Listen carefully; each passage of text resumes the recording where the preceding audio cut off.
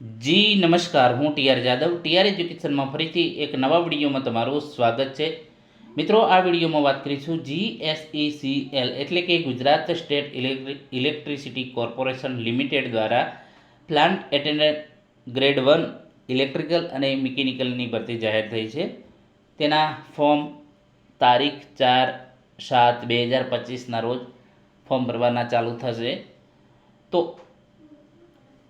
Plant attendance grade 1 તૈયારી કેવી રીતે કરવી, જે પરીક્ષા પદ્ધતિ પણ ચેન્જીસ થઈ છે. પરીક્ષા જે પેટર્ન છે, જે એક્ઝામ જેમાં પહેલાં એક જ પરીક્ષા લેવામાં આવતી જે 100 માર્ક્સનું હતું, જેમાં 40નું જીકે કોમ્પ્યુટર મતલબ કે કોમ્પ્યુટર, ઇંગ્લિશ, ગુજરાતી અને જીકે એ ટાઈપનું હતું, અને 60 ગુણનું જે તમારા ટ્રેડનું. હવે જે પરીક્ષા પદ્ધતિ છે, પેટર્ન અને સિલેબસ ચેન્જીસ થયો છે, જેમાં પરીક્ષા જે પદ્ધતિ છે 2 ટ્રાયરમાં લેવામાં આવશે, ફર્સ્ટ ટ્રાયર અને સેકન્ડ ટ્રાયર. જેમાં ફર્સ્ટ ટ્રાયરમાં જે તમારું મતલબ કે ગાણિતિક અને મેથેમેટિક્સ પ્લસ કોમ્પ્યુટર, રિઝનિંગ એ ટાઈપનું હશે. જ્યારે તમે ફર્સ્ટ ટ્રાયર ક્લિયર કરશો, જે તમારું મેરિટ બનશે એના હિસાબે તમારે સેકન્ડ ટ્રાયરમાં તમારે એક્ઝામ આપવામાં મળશે. તો સેકન્ડ ટ્રાયરમાં ટેકનિકલ એક્ઝામ મતલબ કે ટેકનિકલ પ્રશ્નો હશે. તો તેના વિશે આ વિડીયોમાં ડિટેલમાં ચર્ચા કરીશું. તો ચાલો મિત્રો સ્ટાર્ટ કરીએ.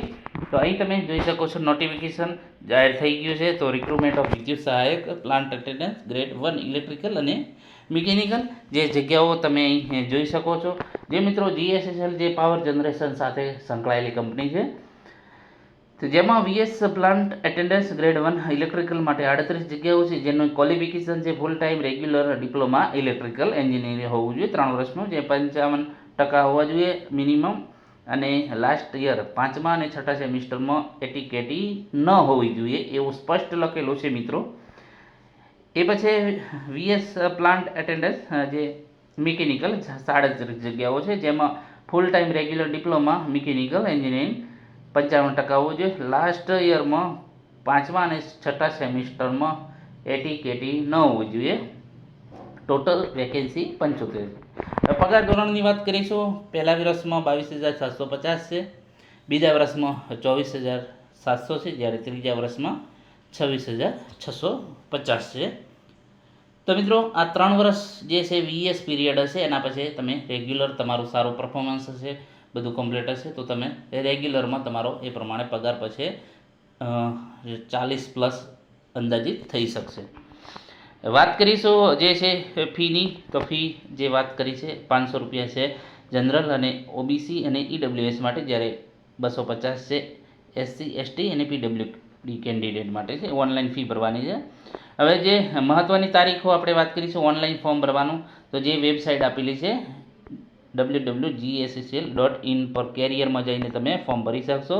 જે ઓનલાઈન રજિસ્ટ્રેશન તારીખ ફોર્મ ભરાવાની તારીખ છે 4/7/2025થી ચાલુ થશે, અને 24/7/2025 સુધી તમે ઓનલાઈન ફોર્મ ભરી શકશો. જે બીજી સૂચનાઓ જે છે આપણે વાત કરેલી છે. હવે વાત કરીશું એક્ઝામ પેટર્ન કઈ ટાઈપની છે. તો અગાઉ જે પ્રમાણે આપણે વાત કરી હતી કે પહેલાં 100 માર્ક્સનું જ હતું, એક જ એક્ઝામ આપવાની હતી, એમાં તમારું સિલેક્શન ડાયરેક્ટ જે પ્રમાણે તમારું મેરિટ બનતું એના હિસાબે.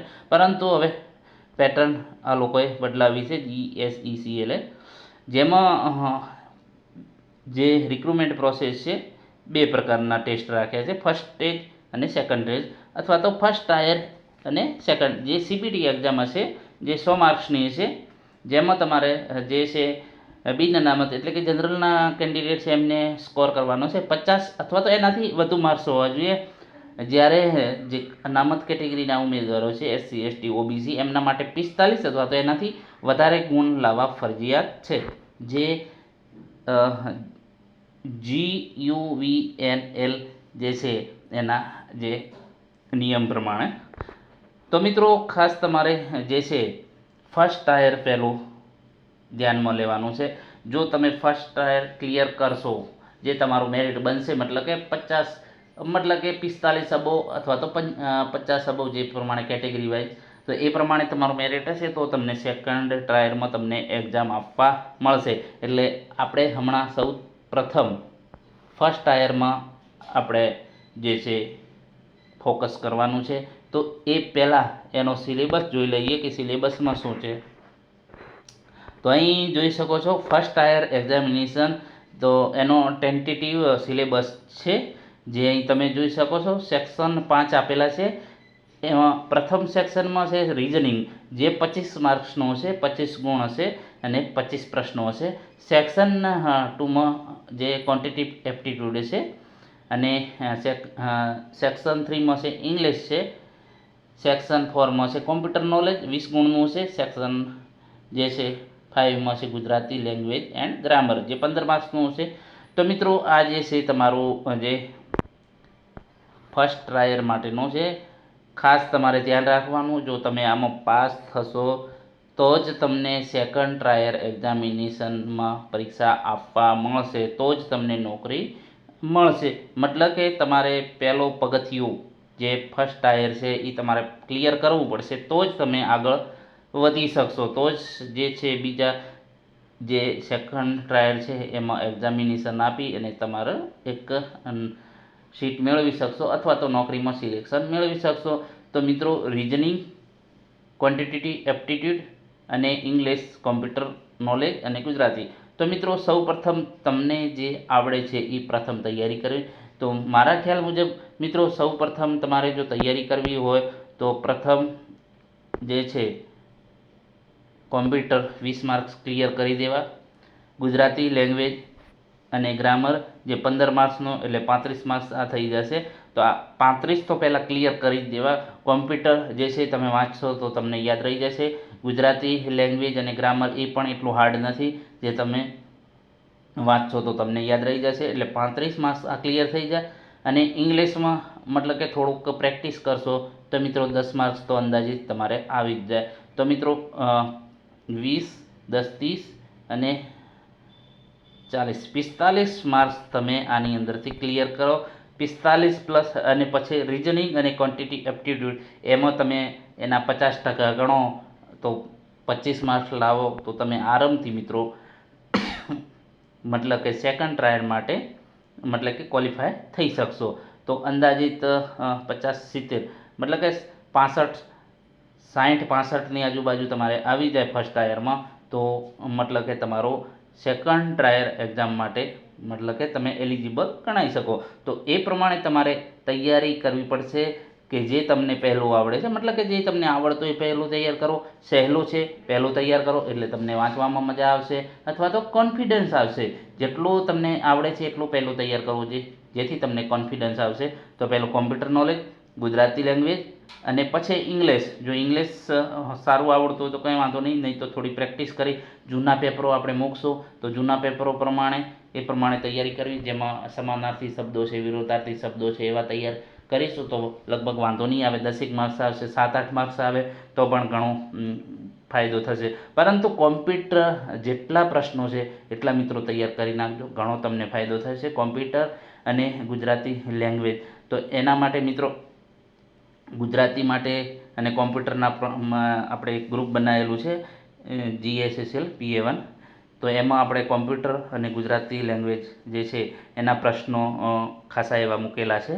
તો એમાં જોડાઈ જજો, જે આપણે ડિસ્ક્રિપ્શનમાં મૂકી દઈશું. અને ટેલિગ્રામ છે ચેનલ છે એમાં પણ આપણે મૂકી દઈશું TR એજ્યુકેશન અપડેટ. તો એમાં પણ આપણે આ મૂકી દઈશું, બંનેની જે લિંક છે ડિસ્ક્રિપ્શનમાં મૂકી દઈશું. મિત્રો વાત કરીશું જે PA1, તો PA1 પછી મિત્રો તમે જેઈ પણ બની શકશો, જુનિયર એન્જિનિયર. એના પછી તમે આગળ પણ વધી શકશો. જે પ્રમાણે જે છે PA1 બન્યા પછી તમારું પ્રમોશન PO2માં થાય, PO2માં એના પછી PO1માં થશે, PO1 પછી તમારું જેઈમાં જુનિયર એન્જિનિયરમાં પણ તમારું પ્રમોશન થઈ શકશે. તો આ રીતે મિત્રો PA1 જે છે ટૂંક સમયમાં પરીક્ષા પણ આવી જશે 2-4 મહિનાની અંદર.